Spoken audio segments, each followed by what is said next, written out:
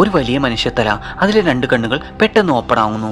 അതും വലിയ വേദന അനുഭവിക്കുന്ന എക്സ്പ്രഷനിൽ. അയാളുടെ തല റിസർച്ചിന് വേണ്ടി ഇലക്ട്രിക് കട്ട് ചെയ്തിരുന്നു.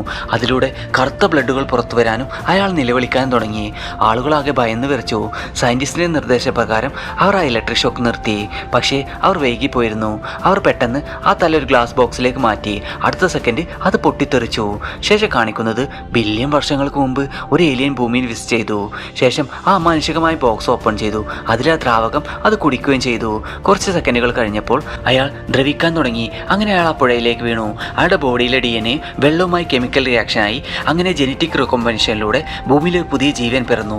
ഇന്ന് ബഹിരാകാശ സഞ്ചാരികൾ ഏലിയൻ ഗുഹകൾ കണ്ടെത്തുകയും പര്യവേഷണം ചെയ്യുകയും ചെയ്തപ്പോൾ അവിടെ വെളുത്തൊരു പാമ്പിന്റെ രൂപത്തിലുള്ള ജീവിയെ കണ്ടെത്തി.